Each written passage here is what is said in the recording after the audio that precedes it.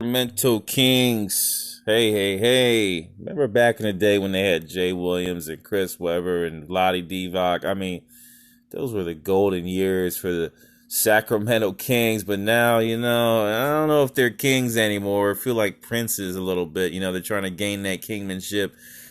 We got to start off with the mutants on this squad, and it's quickly becoming a staple for this team that wherever this man goes, they go. And yeah, that's the zoom in, De'Aaron Fox.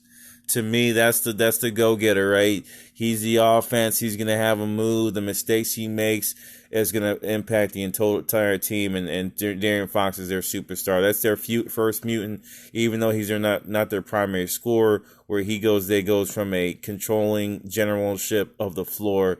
Guy like De'Aaron Fox, I expect big things from him this year. Maybe a 17.8 assist type year. And on this team, that is good enough because they have so many weapons. Let's go into the second mutant on this team that they're going to be relying on. I was down on him. I didn't like the pick. However, he's proven me wrong. That happens. Buddy Hield. Buddy Hield, extremely strong summer working out. And then you saw the workout now come into fruition in gameplay activity. Buddy Hield is now the anchor at the shooting guard position. He's clearly taken over the role, and he is the primary scorer for the squad. So Buddy Hield is a second mutant on the squad. Interesting that he has developed in that way and been able to prove a lot of haters wrong that he is a NBA player and potential superstar. Think of Wes Matthews on steroids to me. All right.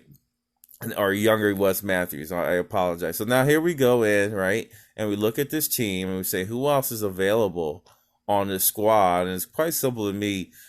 Marvin Bagley is going to have to be the third weapon for this team when he gets back.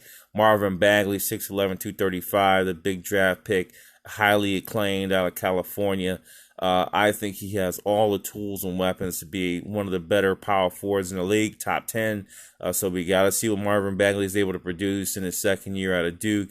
And I think this is an opportunity for him with the moves they made and the coaching moves, adding Luke Walton for him to be a primary factor once he gets back in the swing of things. Harrison Barnes, even though he's probably going to be the third guy in the beginning of the season, is the fourth weapon here. Harrison Barnes, small forward out of Dallas, came from the Warriors, had an exceptional season there, garnered himself a big contract, and Mr. Barnes comes in as a focal at the small forward position, the starter for the Sacramento Kings. Really like this lineup. Those four are going to be your key points. They're going to have to give you your 80, 90 points a game and then go from there. Who else can contribute? Bojan Bogdanovic, even though he's not listed as the primary, is a key factor off the bench. Just got a big contract. He was pushing Mr. Buddy Hield for a starting position. I wouldn't be surprised to see if Buddy Hield does falter, that Mr. Bogdan comes in and starts. He is, to me, potentially, if he goes to another team, Sixers could use him. I was talking about another scoring threat for them. Bogdan, I mean, I'm gonna say here, MIP Player of the Year, Sixth Man of the Year. He's gonna be in that realm. He's tremendous. He has all the skill sets. It's tough, I think he's a starter, but it's just tough when you got two great guys. I think this bench role will play in an advantage for him. He should push himself to be one of the better Sixth Men of the Year and somebody they rely upon. He added on with him is Trevor Ariza at the forward position. You got like Trevor, a seasoned vet, comes in to help this team push up to the next level and potentially make the playoffs, and that's their goal. Now, when we talk about stretches, they lost Willie Cauley-Stein, but now Nemanja Bjelica finally comes in and gets an opportunity to now show his total skill set, shoot the three. All right, they're going to be a stretch three team. They got Nemja and they got Dwayne Dedman. Those two guys are going to anchor and definitely improvement over Willie Cauley-Stein from an offensive perspective. And I think Dwayne Dedman, in my opinion, is one of the more slept on athletic centers in the league. But he now has a 3-point shot, has worked on his game. I really appreciate seeing a player develop himself to be able to keep himself in the league. He's done that, and now he's a contributor. Dwayne Dedman, the starter. Nemja, the 3-point specialist off the bench. I like those two. Like that lineup there. Yogi Ferrell is the backup point guard. De'Aaron's going to rely on him for any of his breathers. Wayne Gabriel got out of Kentucky, never really got the minutes, but you can see the potential. He's going to be your 3-and-D player. He continues to develop. Let's see what we get out of him this year. Okay. Now, Kyle Guy comes out of Virginia, another stretch 3. Let's see how he comes and contributes to the team. Maybe 9th, 10th man off the bench. Kyle Guy is going to have to really use his opportunities for playing with this team to be able to stretch the floor and prove that he belongs. And Kyle Guy can definitely do that from Virginia. Harry Giles Jr. Okay, this is another special player in X Factor. I would love to see Harry Giles move into the center position, take over for Devin at some point, and work with Marvin Bagley Jr., 2 Dukies, 2 potential superstars. I believe Harry's about 24 years old now. Okay, he had a big injury. How old is he now? Oh, Jesus Christ. Okay, so this is huge. All right, Harry Giles is 21 years old. So much potential on that front line. Believe it or not, even with Darren Fox and Buddy Hield, I could see those 2 taking over as the next big 2. Can they develop Giles? Can Giles develop another 10 to 15 pounds and be able to keep his mobility, keep his post work? I'm excited for Giles this year when I see his age, 21 years old only.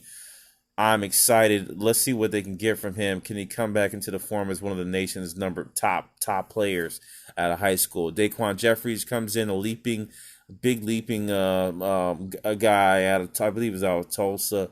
So he was on the Orlando Magic. I don't know what happened there, but they moved him. Justin James is also there, and now their starting center right now is Rashawn Holmes, a super athletic, Stromile Swift, like I don't want to say that, but super athletic center, even though listed as forward, cannot stretch the floor, but is getting a little bit of a 10-foot, 12-foot jumper, but he's a starter.